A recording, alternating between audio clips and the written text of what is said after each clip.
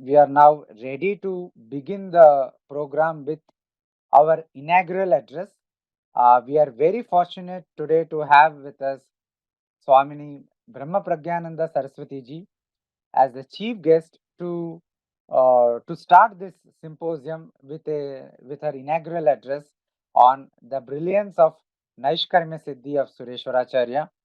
Amma, we are very fortunate to have you here. Thank you for making time at such a short notice for this program. ॐ सदाशिवसमारम्भां शङ्कराचार्यमध्यमाम् अस्मदाचार्यपर्यन्तां वन्दे गुरुपरम्पराम्. We also do the opening verse of Naishkarmya Siddhi. Khanilagnyaптhaरित्र्यन्तं स्रग्फणीवोद्गतं यतः ध्वान्तच्छिदे नमस्तस्मै हरये बुद्धिसाक्षिणे. So it brings me so much happiness and delight to speak of the brilliance of Sri Sureshwaracharya in his works Naishkarmya Siddhi. I want to congratulate Indica Moksha to conceive of this symposium so that we may have the honor to share what Sureshwaracharya taught. Many years ago in Brazil, when I was conducting a Vedanta retreat with one of my batchmates, Jonas, I had a translator who was translating what I was saying in Portuguese. And at the end of the 15-day retreat, he did his namaskar and he did one more namaskar. So I said, what, I was just a little puzzled. So he said, I did the second namaskar because through my mouth, such words of wisdom were flowing. I'm still a student of Vedanta, but because of this translation job that I had, just by the flow of these words of wisdom, my life has become dhanya because I had also done dhanyashtakam. So it is that kind of a blessing that we all have to be in the, to be a recipient of such blessings of our acharyas. So the opening verse of Naishkarmya Siddhi, brilliant. From there itself, Sureshwaracharya's brilliance is so evident. He says, I namastasmai haraye buddhi sakshine. How beautiful. So I offer my namaskara to Hari, who is the witness consciousness of the intellect.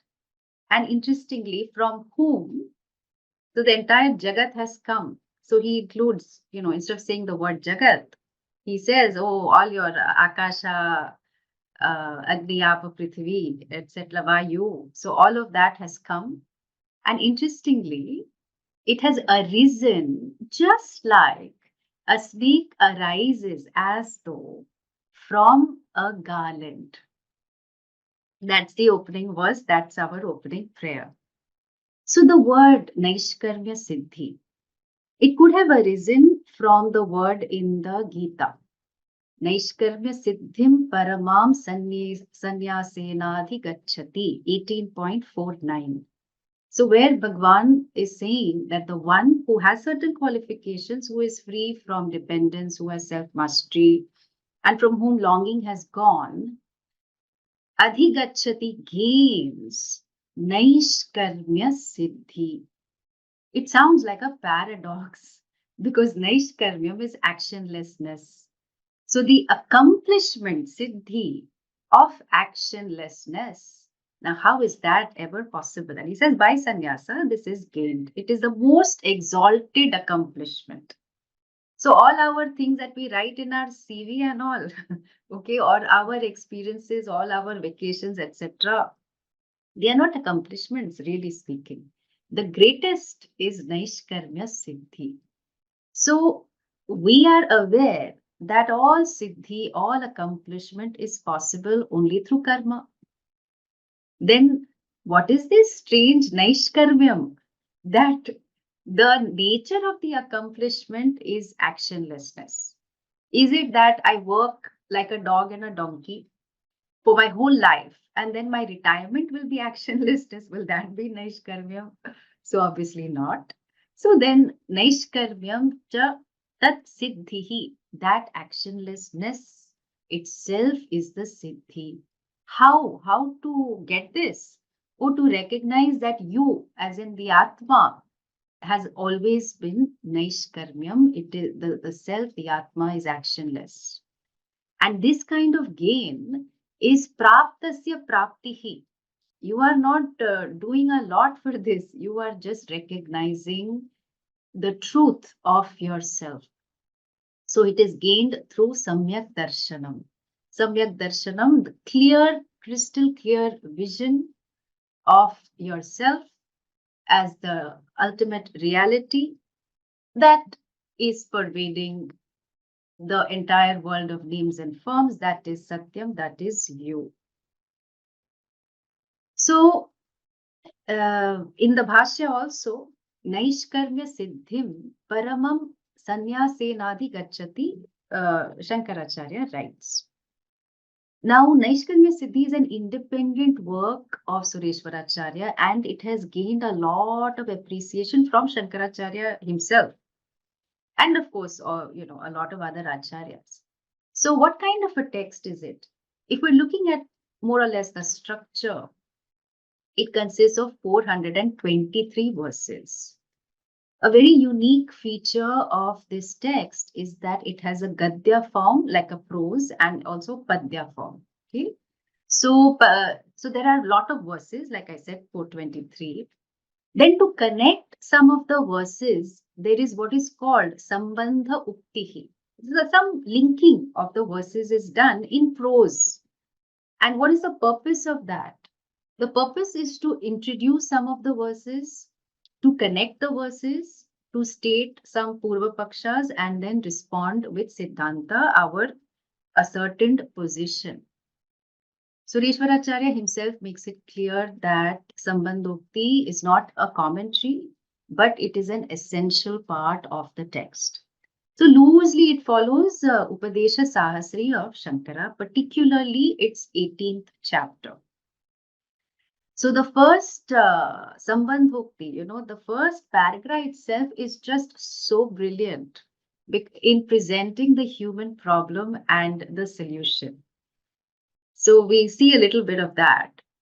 Abrahmastambha paryantaihi sarva pranibhihi sarva prakarasyapi dukkhasya swarasat eva jihasitatvat nivrityarthaha pravrittihi asti swarasat eva. So he starts with saying, all beings from Brahmaji Stambha Paryantam to the clump of grass instinctively want to avoid any and every kind of suffering, dukkha. But unfortunately, suffering is not removed because suffering is experienced by the Deha. Why? Because Deha has been caused by Punya and Papa. Purvopchita dharma. So dharma, punya, papa. Moolatvad anuchitihi. So much punya papa has been accumulated in the past and it just does not end. Then why did the person get this dharma, punya papa? Because the person did vihita and pratishiddha karma. He did karma that was enjoined and then that was prohibited. So, but why did he do that? Oh, because of binding desires in the form of raga and dvesha. So, lot of cravings are there, lot of aversions are there. They do not sit in the corner of your mind. They just propel you to act. Somebody said something to you, you just feel prompted to respond. So now, why raga dveshas are there? And this is very beautiful. Shobhana, Ashobhana, Adhyasa, Nibandhanatvat. So very beautiful. So raga is there because there is Shobhana Adhyasa. Something, some situation, some person is considered to be so desirable that your whole life depends on it. So you are putting a value superimposition of goodness on that thing, and vice versa. There are some situations, some people on which there is a Shobhana Adhyasa.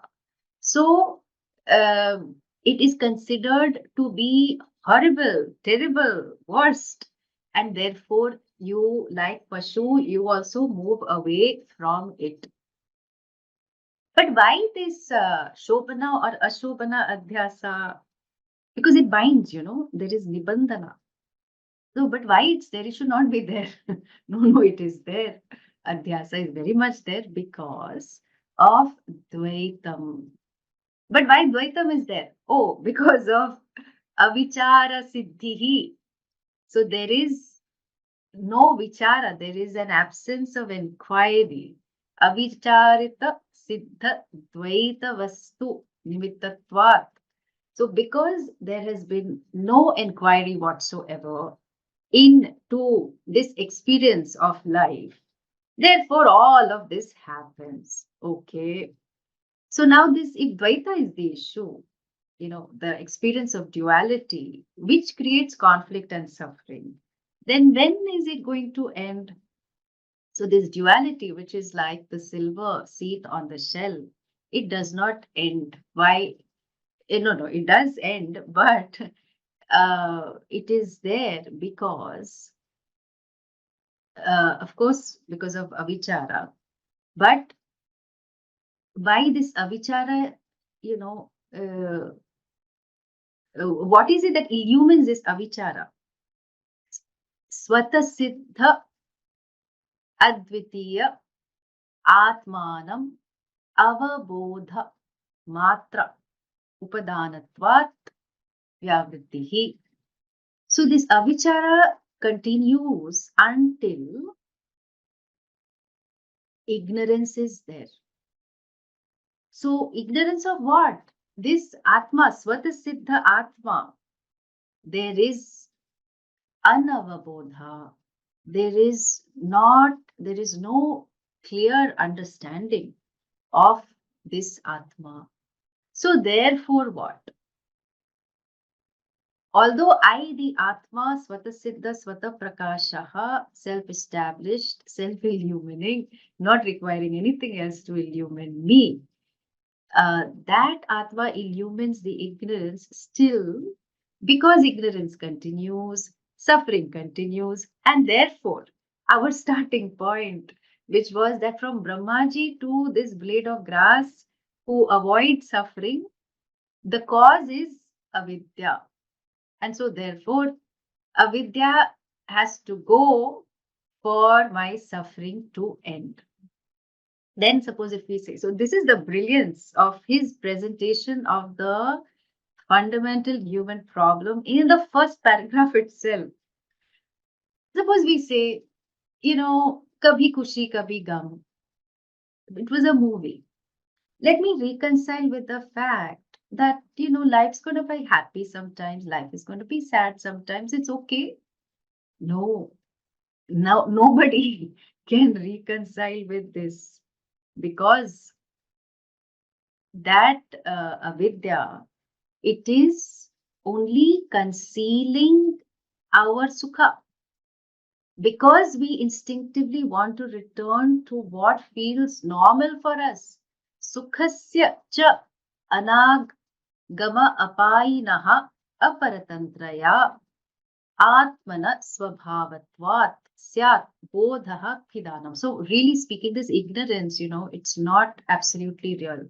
If it was absolutely real, it would never go away. So this ignorance, just like the clouds, seems to conceal the brilliance of the sun.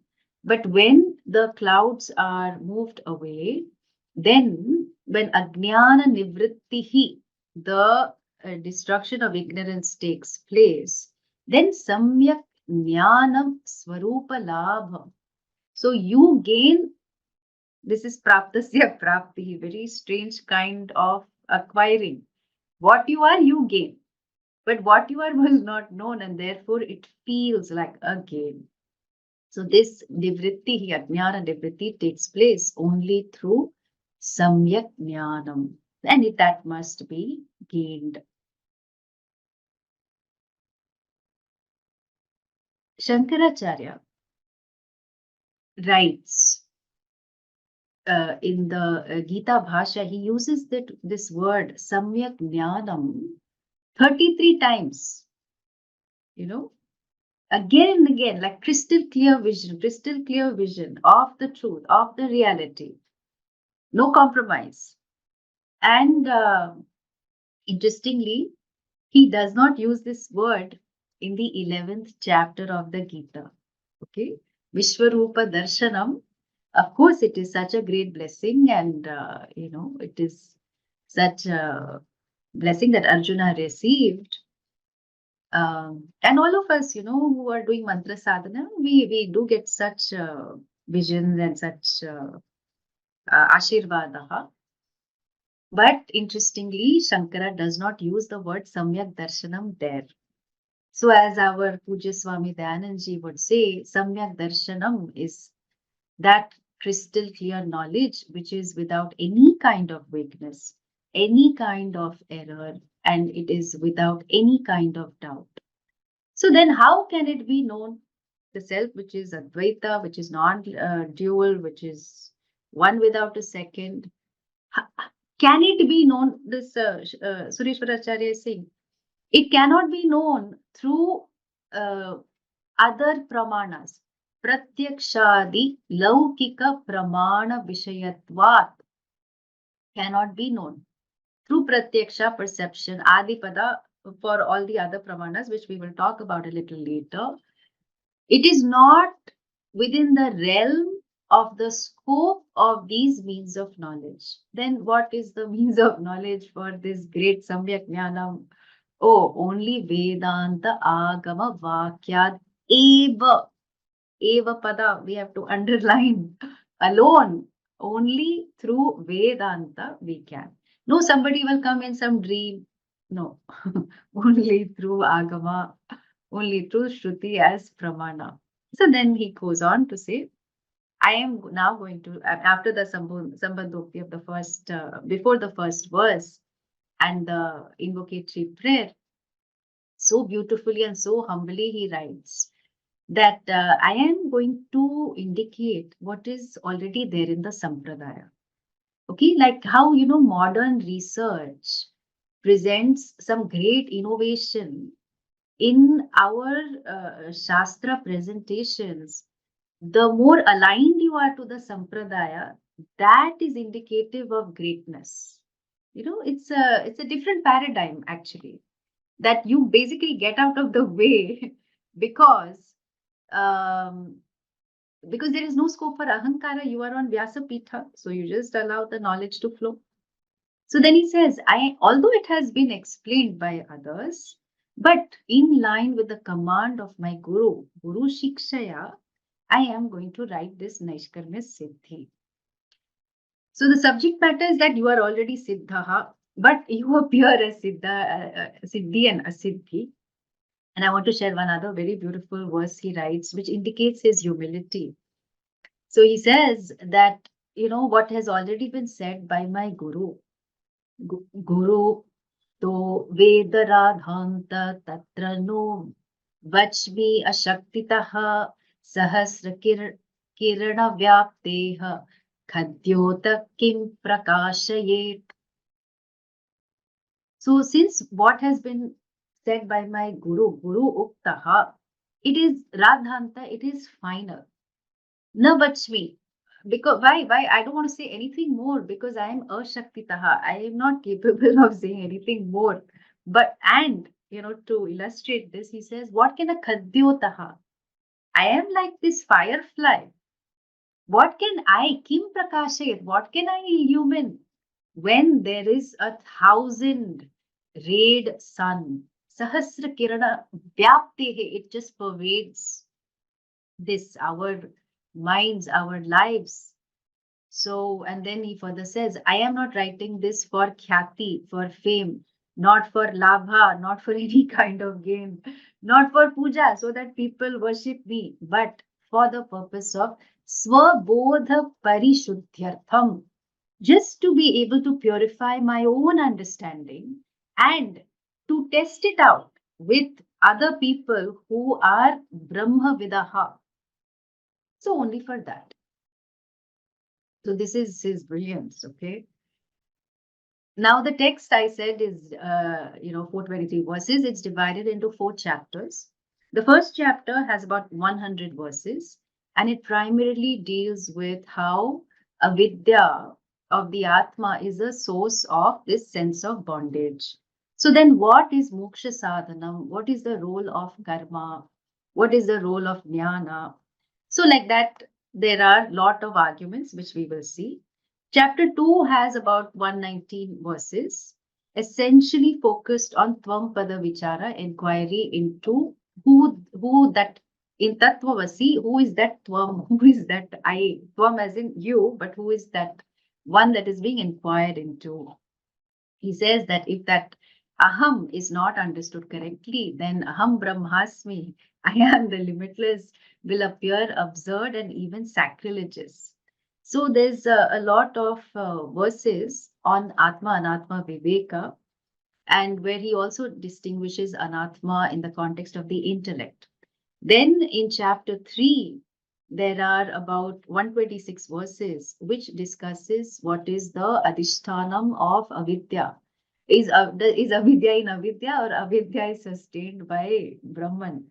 Okay, and there is an in-depth analysis of the Mahavakya Tattvamasi. He also discusses how the Mahavakya gives knowledge and highlights that no karma or no other siddhi is required. But he also says conditions apply, like in all things, that if there should not be any buddhi dosha. So adhikaritvam, etc., must would have been taken care of. Chapter 4 summarizes the first 3 chapters and has some themes around the life of a Jivan Mukta. So, for the rest of my talk, I will focus on some of the objections and how very beautifully he answers it, and a couple of other themes that we see in the other chapters. So, in chapter 1, our great Purva Pakshi, our Purva Mimamsaka, is indomitable, does not ever give up, keeps insisting that karma is the way to moksha. And if we look around, even now, there are majority of the people say that. They say, I will do mantra sadhana, I will get moksha. I will get a Shakti Pat, I will get moksha. I will go for Tirtha Yatra, I will get moksha. So we are still so entrenched in the world of karma, not recognizing what karma can do for us and what karma cannot do for us. We are not against karma at all, but little viveka buddhi is required. Some clarity is required to understand what it can give you, what it cannot give you. And therefore, you can release the burden that you place on a karma for it to deliver certain results. So here, there are three sub themes. Okay, one is that karma will give moksha. Okay, the other is karma and jnanam will give moksha, and then the third one we will come to. So the first objection, the Purva Pakshi. The Purva Pakshi is the opposing view, yeah, and the objection. So what does the Purva Pakshi say? That okay, I understand Atma Jnanam is there in the Veda, fine. But I think moksha is possible only through karma. There is no need for jnana. So then Acharya answers with 6 points. So one is karma na ajnana nivartakam. You can do any number of karmas, Laukika or Vaidika, homas after homas you can do, but it cannot remove avidya. Why? Because in the introduction itself, we saw that karma itself is a product, karyam of self-ignorance. Karma cannot destroy its parent, which is self-ignorance. In fact, karma perpetuates avidya by perpetuating the notion aham karta, aham sukhi, aham dukhi, aham bhokta. I am the doer, I am happy, I am sad, and then uh, I am the experiencer. Oh, I have abhimana, I varnashrama, etc. So all these identities that I pick up and I swear by, karma is perpetuating these identities which are based on avidya.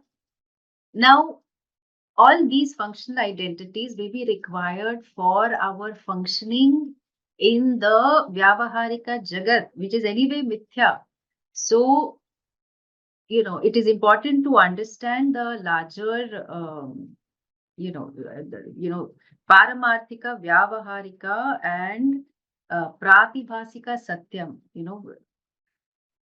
Some preparation is required, otherwise, people will misunderstand Vedanta.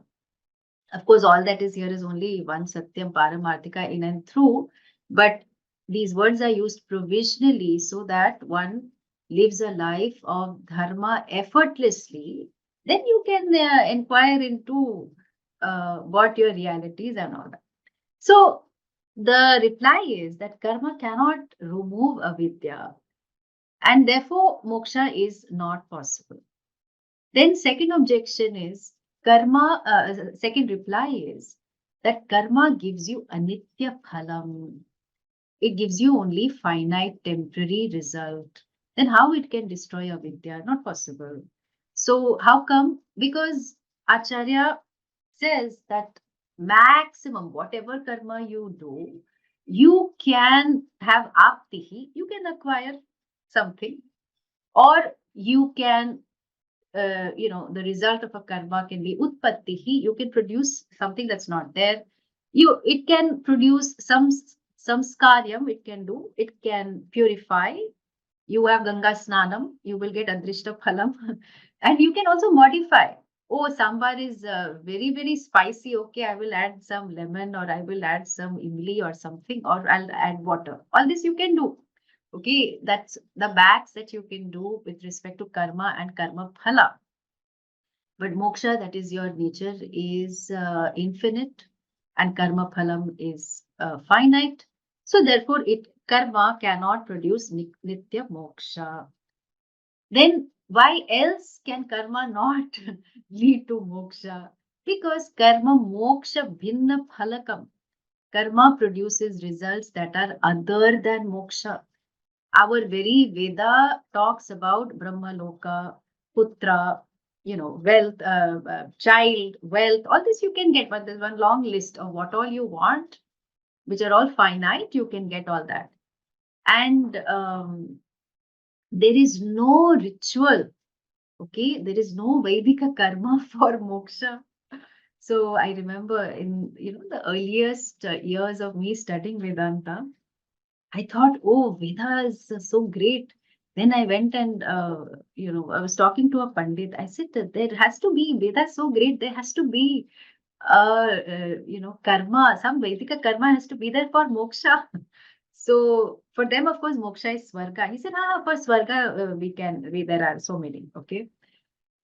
But how can there be a karma for moksha? Because what you are is Swata Siddha, Swata Prakashaha. So the great Veda has no ritual for moksha because moksha is already Siddhaha. It is already self-established. It is you.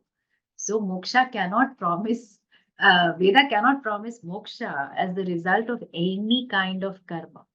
Of course, where the phalam is not mentioned, then the Purva Pakshi says that Swarga is the phalam. Then why else is karma not leading to moksha? Because that very Shruti karma ninditam. Karma is criticized by the very Veda as the cause of Janma Marana cycle. So Punarapi Jananam, Punarapi Maranam. And that very Veda also says, Na karmana na prajaya dhare na tyage naike amritatvama nashuhu. So neither through karma, nor through praja, children, nor through dhanam, wealth, nor through tyaga, giving up, you will gain amritatvam. So karma is presented as samsara karanam. It is not moksha karanam. And then finally, one more point Acharya says in response to the, one offshoot of the objection, because Purva Pakshi says, I give you a good idea. You avoid kamya karma, all the desires you have, just keep it aside, don't do. So punya is not going to come. And then whatever nishiddha karma is there, you avoid that also. Then papa will also not come. It will all get neutralized. So therefore, you just exhaust all your prarabdha experiences, whatever is there of this lifetime. Karma balance is 0. So you will get moksha. Don't even attend Vedanta class. Okay, so there also he refutes it, because it's, how will you account for the fact that you have so much sanchita karma? Punya karma, papa karma sitting in your account from lifetimes. So of course that's going to fructify. So this is, is not tenable at all.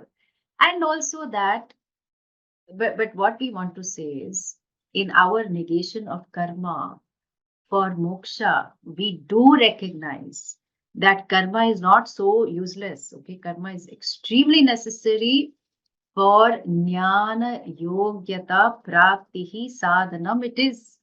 So how you're going to get qualifications to do Vedanta Vichara? So karma is very helpful. And because you will do karma with Kaushalam, recognizing that you are blessed with Ichha Shakti, Kriya Shakti, Jnana Shakti, you offer your karma unto Bhagavan, you accept the results as prasada, so much antakarna shuddhi takes place, so much purification of the mind, antakarna naishchalyam, so much steadiness of the mind. So you have the readiness for Vedanta Vichar. Okay, so this was one set of objections which were brilliantly answered by Sureshwaracharya. Then there's another set of objections, which is that, let's combine the two. Little bit of jnanam, little bit of karma, jnana karma samuchaya, let's aim for that. You attend your Vedanta class, you do your vichara, and you do lots of karma. This combination, that is what is going to help for moksha.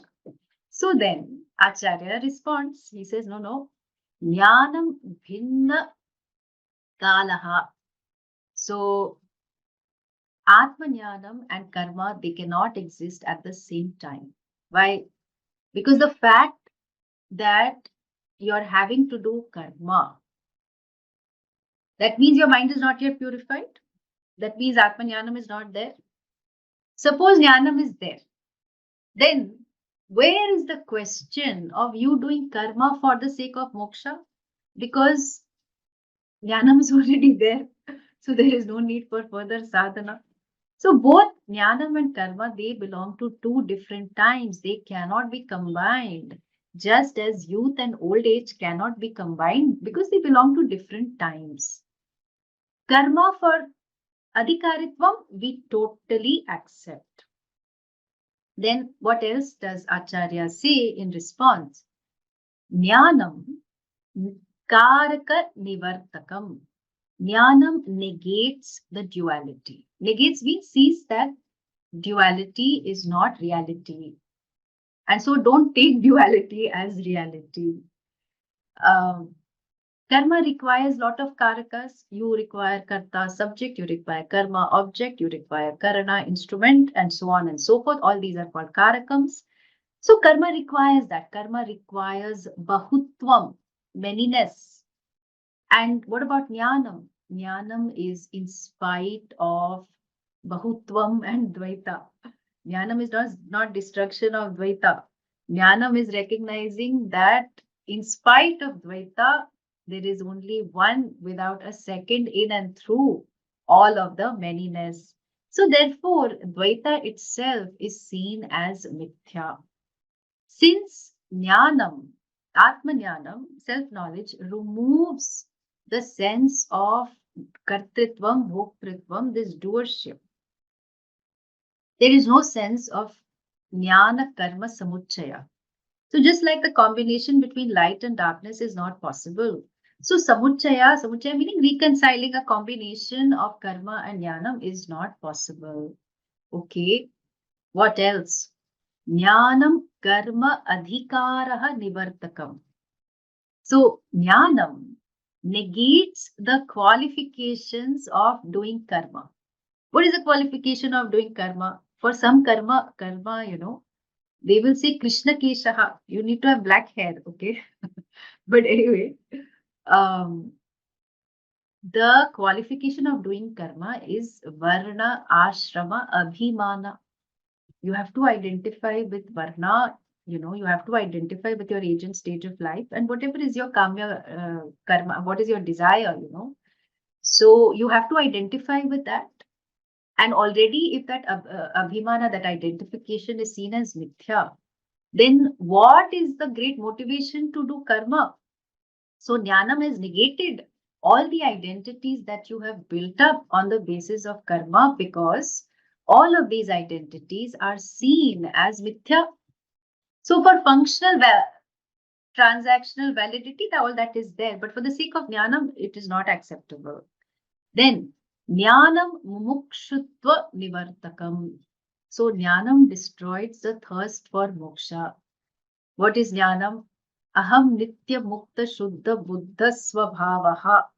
So I am of the nature of being ever free, ever illuminating, and ever shuddha, ever pure. So then where is the mumuksha? Where is the desire for moksha? It's not there at all. So jnanam has already removed your desire for moksha. And then ekashastra vada dosha. So the Purva Pakshi says, you accept, right? Veda is one pramana. Yes, I accept. Then Veda is all karma chodana. It is all for the sake of doing karma. So we say, and this is, Shankaracharya's brilliance.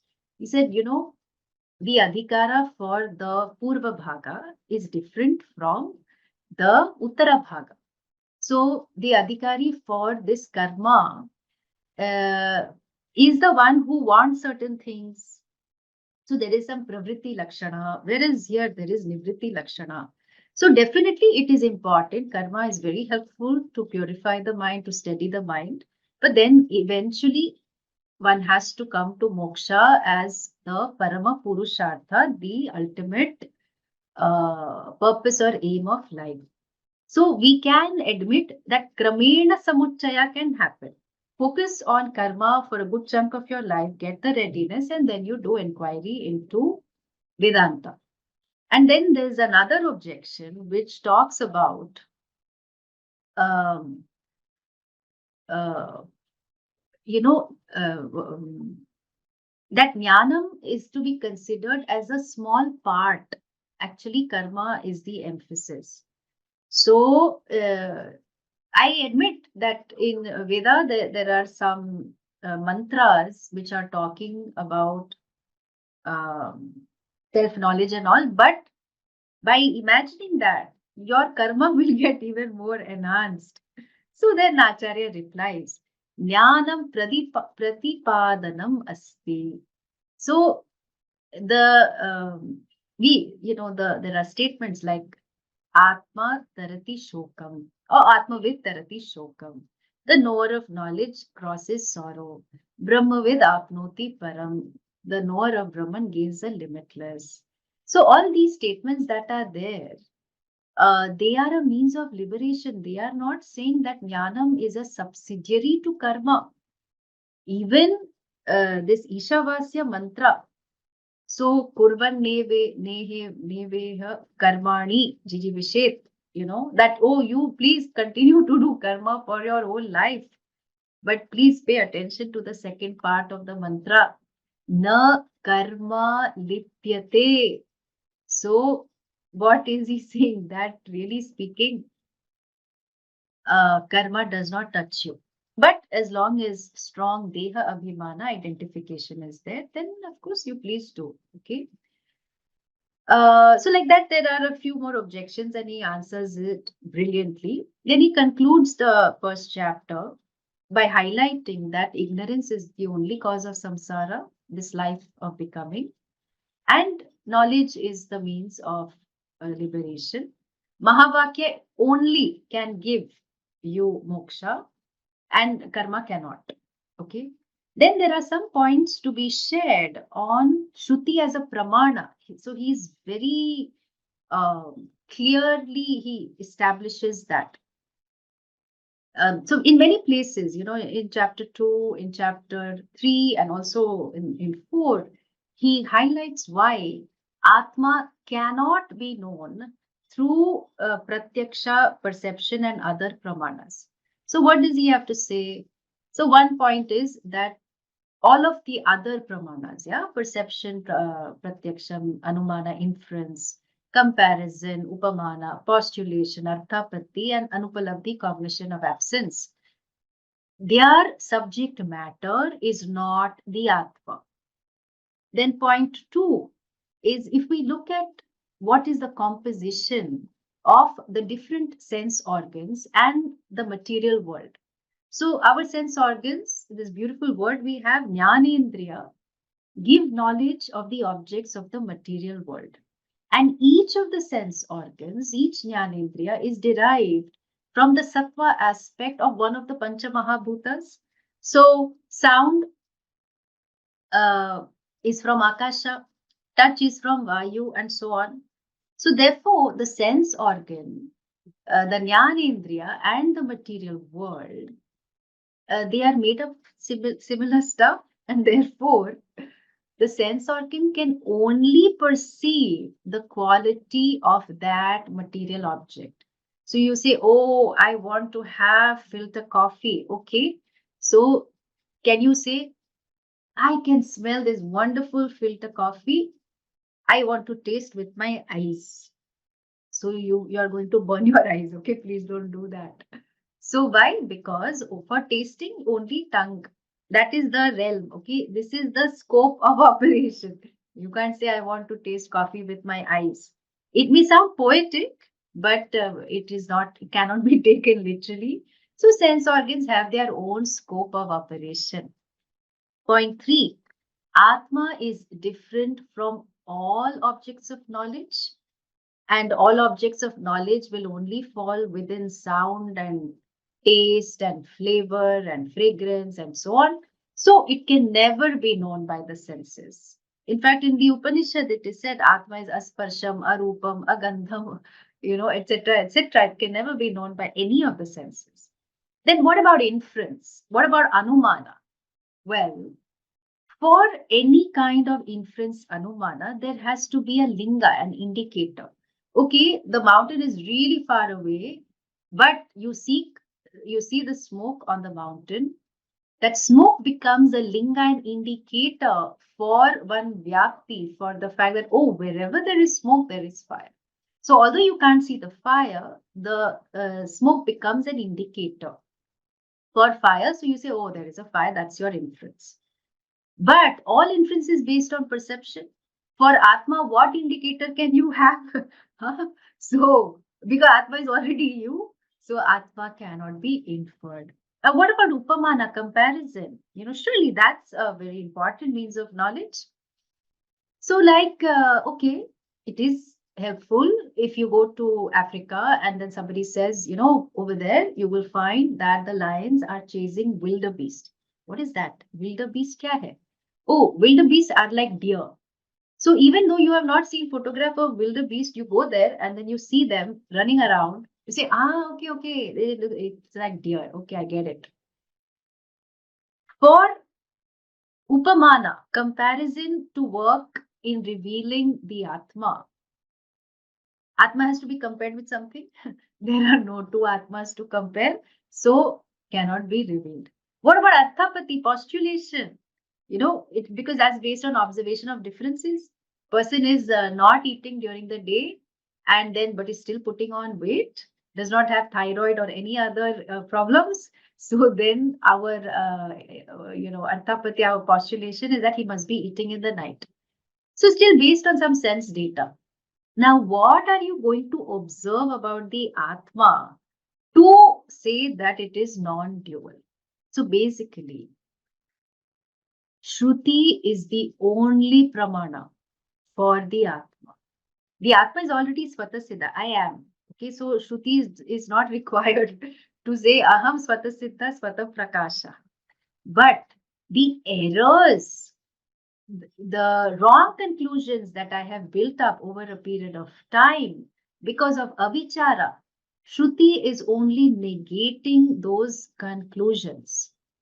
And what is revealed by the Shruti as a pramana is that it is abadhitam, it cannot be negated.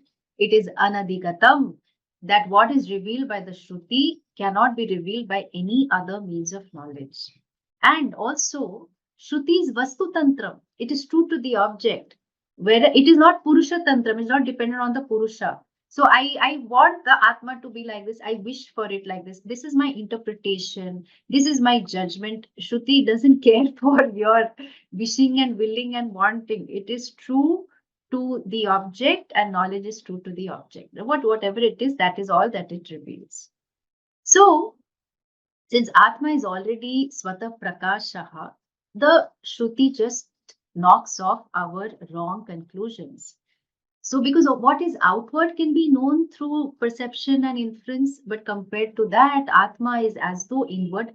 Nihitam guhayam vibrajate yatayo vishanti Vedanta Vijnana Sunischitartha Sanyasa Yoga Dyataya Shuddha Sattva Nihitam guhayam, upalabdhi sthanam, where you consider your I, that is where the Atma is. That Atma, of course, upalabdhi sthanam is, oh, you say I, but that I pervades this entire Jagat as Nitya Shuddha Mukta Swabhavaha, that limitless consciousness, Chaitanyam. Then in the second chapter, where he is analyzing this Tattvamasi, Acharya emphasizes the use of Anvaya Vyatireka. Because he says, your problem is your Tvampata Vichara is not solid. So therefore, what to do? So you keep doing Atma Anatma Viveka. How do you do that? By Drigdrishya Anvaya Vyatireka. Sakshi Sakshi, that what is changing and what is not changing. So what is changing, this world of names and forms, it has some attributes. It can be seen, it can be experienced. The world of names and forms is made up of the Pancha Mahabhutas, and therefore it is subject to changing. It has gunas, and it comes and it goes. On the other hand, Atma, that is you, that Tvam, that Aham, that is not changing. It's free from gunas. So Gita Bhagwan also says, Listre gunyo bhava. So although you happen to have this body mind, which is all made of gunas, but may you recognize you are free from gunas. So the Atma is ever free from gunas, ever nirvikaraha, and adrishyam, cannot be seen, cannot be experienced. It is you. So this emphasis is there. He spends many, many verses on this. And then he eventually highlights that Shravanam is the main sadhana after sufficient readiness is there. So one objection is raised that what about the role of prasankhana? What about the role of meditation, upasana and all that? Because that is the thinking, these days, that first you listen to theory, then you practice. That is okay for a science experiment, okay, but not for Vedanta. So the Purva Pakshi says it is actually, what? You just listen, then that knowledge is paroksha, it is indirect for you. Then when you meditate, you will make it direct for you. So here Acharya says you cannot, this is absolutely wrong. Why? Because meditation Which pramana is operating? If you are repeating Aham Brahmasmi, suppose, you can keep repeating it, but if your ignorance has not gone, then no point. And for any pramana to work, do you need to repeat it again and again? For instance, my eyes are closed. I now open my eyes. I see what is there. One time, operation is enough. Okay, do I have to open my eyes again? No, I see yellow. I see yellow. I see yellow. I don't have to do that because repetition means karma. And if you say knowledge takes place in meditation, then the status of Shruti being an independent pramana is negated. So, of course, we recognize utility of meditation, but the question is when. Before knowledge, for stairyam, for your naishchalyam, for antakarna shuddhi, definitely do as much meditation as you want. But Shravanam is only going to take care of your viparita bhavana, asambhavana, any kind of doubts that you may have. After knowledge, this is not required. So finally, Acharya closes with praise to the Guru. He says, who by the stick of his reasoning removed this ignorance and reveals our reality. Guru Guru Pujyaya Tasmai Namaha. Guru Guru to Bhagavad Pada, Jagadguru Adi Shankaracharya, Sureshwaracharya, and all of us, we offer our Namaskara Tasmai Namaha. Oh, that's it.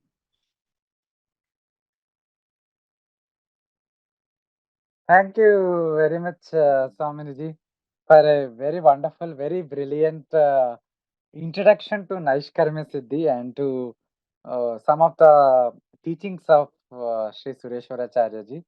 Thank you very much again for this wonderful inaugural address and starting the symposium with such so many wonderful insights and learnings for all of us. Thank you very much.